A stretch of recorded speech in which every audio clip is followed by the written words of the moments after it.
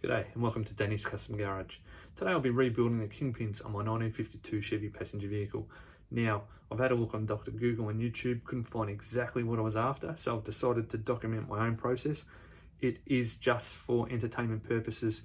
There's probably another 10-20 ways to do it, and I do recommend if you need to do a job like this, use a qualified mechanic all the time. I hope you enjoy my video, and if you do, please give us a like at the end, and thank you for watching.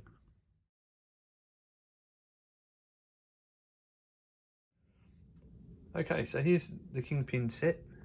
It's an AC Delco one. I'll just zoom in on there so you can see some part numbers. Made in the USA. Comes with 2 bearings, 4 shims. You got your spring washer and your nut, your locking bolt, your shaft. There's a couple of end caps, some circlips, new bushes for the spindle. Okay, so I'll take you through a step-by-step installation.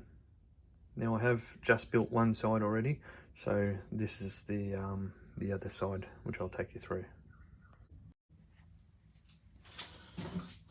Okay, so first part of the install, we'll be putting in these bushes. So you need to make sure that that grease line lines up with the grease nipple, so it will sit like that once it's installed. You don't have to mark it. It does have that recess right around. Now they slide in quite easy. You can put them in by hand.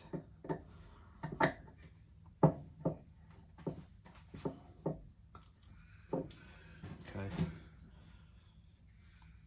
On to the other side. So there again, grease nipple lined up with the groove.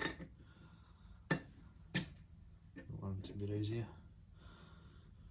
Alright, so with them in, the next step is the bearing. So it's a thrust bearing. I like to put a bit of grease on it. It does say this is the top, so when it's installed, ensure the top is up. It's going to sit down the bottom like that. And you'll have 2 shims. These shims, I'll put a little bit of grease on them. They'll act as a flat bearing surface as well. They'll go at the top, that one at the bottom, and then that'll go in the center. So I'll come back to that in a second.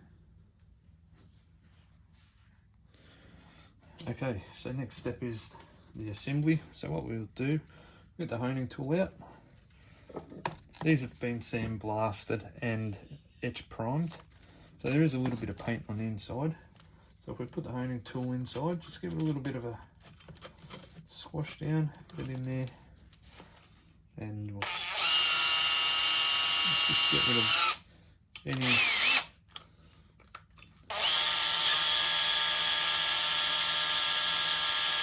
loose paint. It's a bit better. Alright. So we'll give that a wipe. Rag,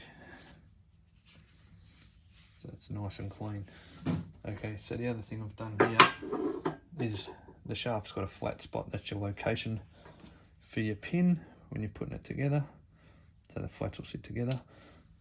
I like to put a texture mark at the top and bottom where the flat is, so when I do put it in through there, I can say, all right, that's where it is. So I can line up the flat to put the locking pin in. Okay. So there is a top and a bottom for these. It's got like a boss, a flat area there. Now, on your upright, you've got a flat that'll act as a stopper for that flat, so it goes this way.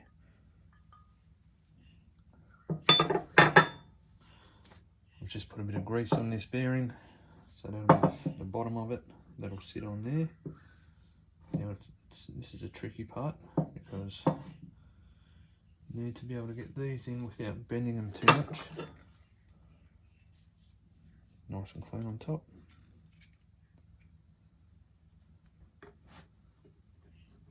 Need a few hands for this. And just gently move it in like that. Might need to just put it down and work out the best way to get it in. What I'll do, I'll pause and I'll come back.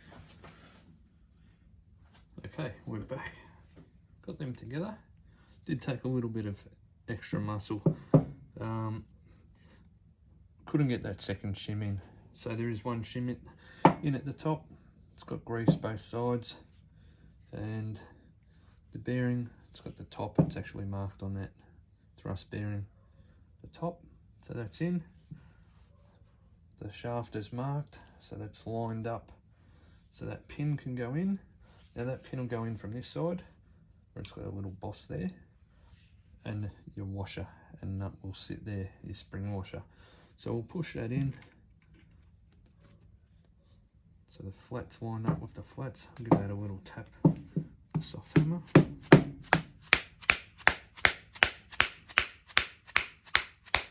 Okay, so that's nice and flush. Turn around, we'll put the spring washer first. Now I'm just going to tighten that up. I'm not going to torque it, as I will be coming back to this later. I'm just going to nice and tight, just so that spring washer's flat. Okay. Alright. So we've got a bit of movement there. The pin's actually staying in there.